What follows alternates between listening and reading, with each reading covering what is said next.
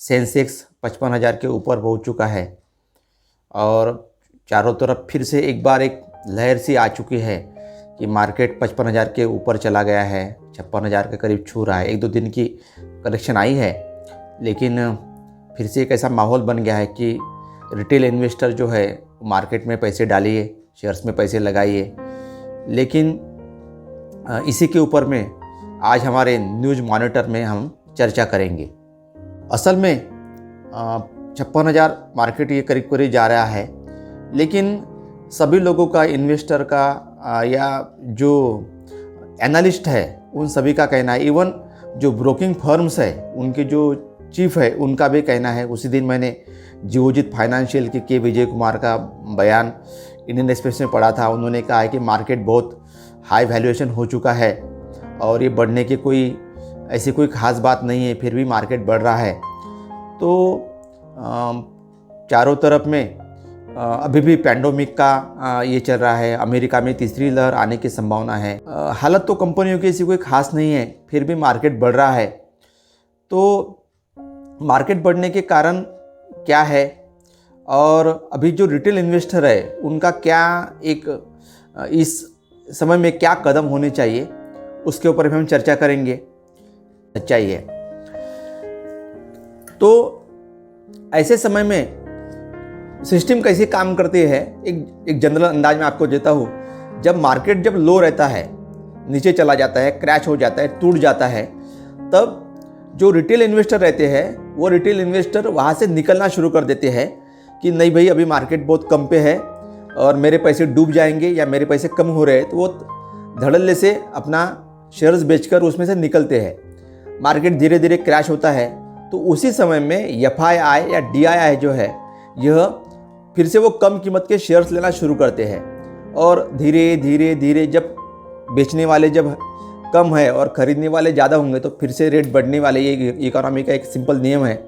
तो उसके कारण से मार्केट धीरे धीरे धीरे धीरे बढ़ता है और फिर से इस ट्रैप में जब रिटेल इन्वेस्टर को लगता है कि मार्केट बढ़ रहा है तो एक पीक पर फिर से वो बीच में थोड़ा सा राह देखता है कि क्या होगा, लेकिन धीरे धीरे मार्केट जब बढ़ता है तब फिर से उसमें रिटेल इन्वेस्टर आना शुरू होता है। ये FII या DII जो है ये मुनाफा कमाने के लिए, प्रॉफिट कमाने के लिए फिर से जो रिटेल इन्वेस्टर होते हैं जिनके पास से इनके पास से शेयर आ चुके हैं, तो वह शेयर फिर से मतलब रिटेलर के पास जाते हैं और रिटेलर के पास फिर और से ये नीचे आते हैं। एक साइकिल चलते रहता है। तो उसी के कारण क्या होता है कि जब भी मार्केट बढ़ता है तब रिटेलर आना शुरू करते हैं, FII या DII अपना माल बेचना शुरू कर देते हैं और जब मार्केट नीचे रहता है तो रिटेल इन्वेस्टर माल बेचता है और DII और FII माल खरीदे करता है। ये तो बिल्कुल ये उजागर बात है। दूसरी बात ये बात है कि एनालिस्ट बहुत बार बोलते हैं कि मार्केट इतना होने वाला है, मार्केट उतना होने वाला है, ये होने वाला है, वो होने वाला है। असल में ऐसी कोई बात नहीं रहती। सच्चाई यही है कि अभी एक सेकंड के भीतर में मार्केट का क्या होने वाला है वह किसी को भी पता नहीं रहता। जो ऑपरेटर बैठे हैं उनको भी पता नहीं रहता कि एक समय में, एक सेकंड के बाद में यहाँ पे क्या होने वाला है। तो इसलिए एनालिस्ट वगैरह, हाँ, केवल जिनके फंडामेंटल्स अच्छे हैं, जिनके L&T, रिलायंस वगैरह, HDFC बैंक, इनके फंडामेंटल्स अच्छे हैं, ये कभी भी काम करने वाले हैं ही, इनका कुछ नहीं हो सकता। हाँ, रेट्स कम ज़्यादा हो सकते हैं लेकिन उनके मार्जिन इस पे अपने शेयर्स पे कोई ज़्यादा फर्क नहीं पड़ेगा, तो उनके लिए कोई ये बातें लागू नहीं होती। लेकिन जो बाकी के जो शेयर्स है जिनका ऐसे कोई खास वैल्यूएशन नहीं, जिनका कोई खास परफॉर्मेंस नहीं है, उस चपेट में आए जाते हैं। और दूसरी बात ये रहती है कि रिटेलर जो रहते हैं वो रिटेलर ऐसे बड़े, आज MRF का शेयर 10,000 रुपये का शेयर्स है, रिलायंस का शेयर है, मारुति का शेयर्स काफ़ी महंगे हैं। तो ये रिटेलर इतने महंगे शेयर्स खरीदने के बजाय जिनकी कीमत काफ़ी कम होती है, ज़्यादातर पेनी स्टॉक ही बोलते हैं, मैं पेनी स्टॉक के ऊपर मैं एक वीडियो ज़रूर बनाने वाला हूँ। तो फिर फिर अभी इस सिनेरियो में एक रिटेल इन्वेस्टर होने के नाते मेरे पास में क्या क्या ऑप्शन है और मेरी स्ट्रैटेजी क्या होनी चाहिए, उसके ऊपर मैं एक मेरा दृष्टिकोण बताऊंगा। ये सभी के लिए लागू ऐसा नहीं है, लेकिन एक जनरल इससे आपको अंदाज़ा आ जाएगा। पहली बात ये बात है कि क्या अभी इस 56,000 के मार्केट पे मेरे पास कुछ पैसे हैं, वो मैं इन्वेस्ट करूं या नहीं करूं। बिल्कुल आपने करना चाहिए, लेकिन जो भी आपको खरीदी करना है, अभी आप ज़्यादातर अभी मार्केट अगर ट्रेंड अगर देखेंगे, जिस तरीके से लार्ज कैप बढ़ रहे हैं उतना स्मॉल कैप और मिड कैप ने रिटर्न आपको नहीं दिया है। बात वही आती है, क्योंकि जो भी FII या DII है, जिनके पास कई लाखों रुपए सैलरी देकर वो एनालिस्ट अपने पास बिठाते हैं, और जिनके जो एनालिस्ट करते हैं उनको भी आने इस कोविड के समय में इन कंपनियों पर क्या असर पड़ा हुआ है और आने में इसका क्या अर्निंग रहने वाला है, उनको तो खुद दिखता है। इसी वजह से वो लोग इसमें मिड साइज़ में या स्मॉल कैप में नहीं घुस रहे। तो आप क्यों जा रहे हैं? आपको जाने की कोई ज़रूरत नहीं है ना।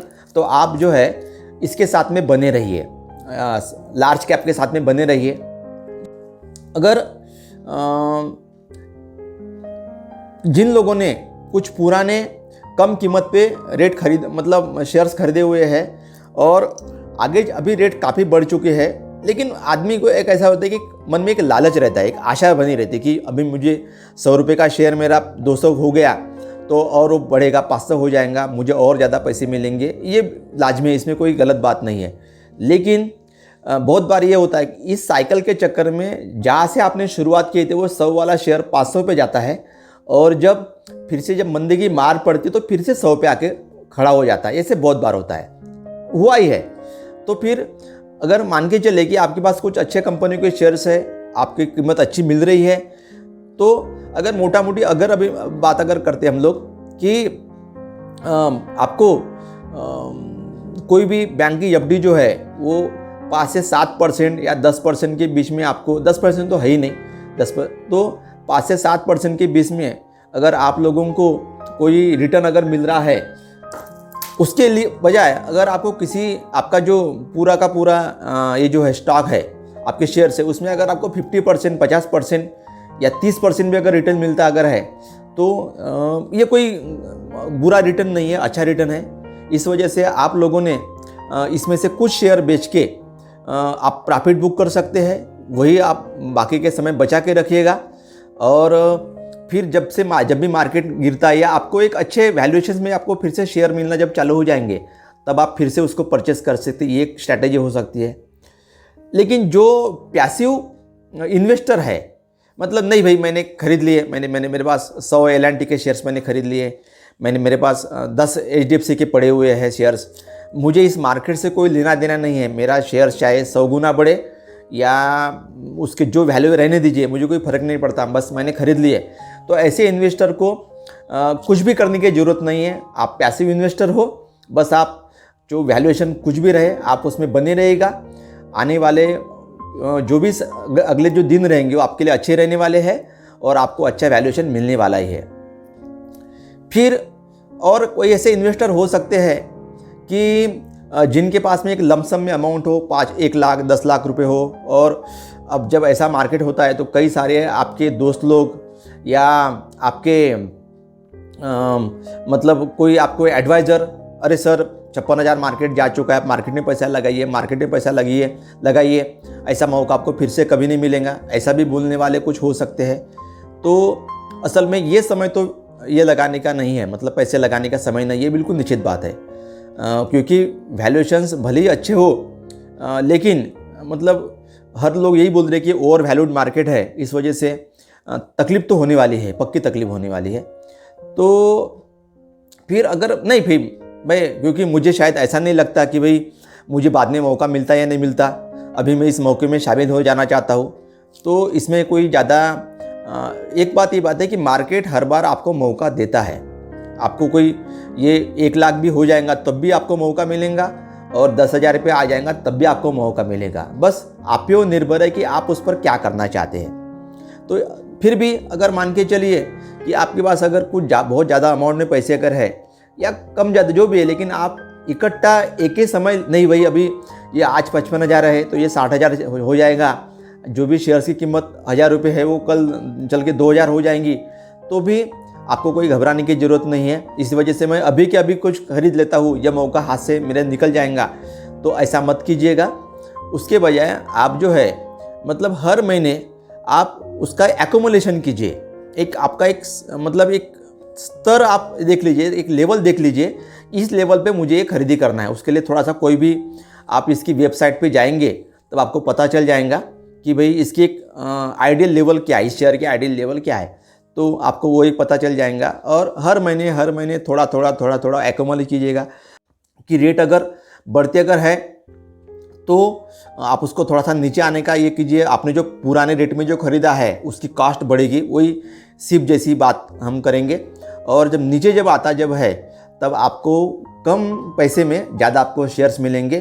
तो आप एक साल भर का एक एवरेज पकड़ लीजिएगा और उस एवरेज में आप ये थोड़े शेयर्स आप जमा कीजिए और फिर आपके पास जो भी पैसे हैं उस पैसे से एक सर्ट मतलब अच्छे खासे शेयर्स आपके पास में जमा हो जाएंगे।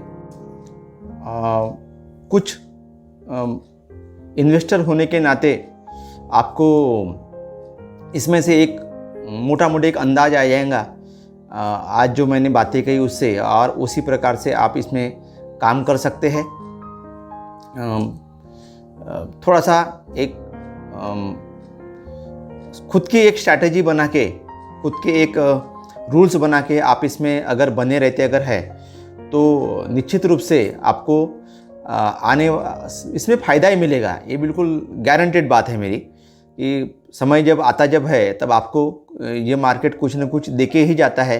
लेकिन उसके लिए आप अच्छे कंपनियां चुनिए, उसका थोड़ा सा एनालिसिस कीजिए, उसके फंडामेंटल्स देखिए। काफ़ी सारी वेबसाइट्स है, उस वेबसाइट्स पे जाके आप इनके बारे में जानकारी निकालिए। उसके बाद में आप इन्वेस्टर आप बनिए और इसमें कोई पैनिक होने की ज़रूरत नहीं है। कभी ऐसा भी अगर मौका अगर आता भी है कि नहीं भाई मैंने जो शेयर्स खरीदे हैं वह काफ़ी उसकी वैल्यूएशंस कम हो गई है तो उसका अब मैं क्या करूं, तो भी आप उसमें थोड़ा सा शांति से धैर्यपूर्वक निर्णय लीजिएगा। क्योंकि अगर आपने चुनी हुई कंपनियां अगर अच्छी अगर है तो आज नहीं कल ये कंपनियां आपको पैसे दे के ही जाएंगी, ये बिल्कुल पक्की बात है। बस आप थोड़ा सा आपको धीरज रखना होगा। आशा है आज का हमारे न्यूज़ मॉनिटर का एक नए विषय पे वीडियो आपको ज़रूर पसंद आया होगा। आप हमारे चैनल को सब्सक्राइब कीजिए, बेल आइकॉन पर बटन दबाइए ताकि आने वाले नए वीडियो की नोटिफिकेशंस आपको मिलती रहेगी। कमेंट सेक्शन में कमेंट करके बताइए कि आपका वीडियो कैसा लगा और ऐसे कौन से समसामयिक विषय है कि जिन विषयों के बारे में आप चर्चा चाहते हैं वो भी आप हमें बताइए आने वाले अगले वीडियो तक। धन्यवाद।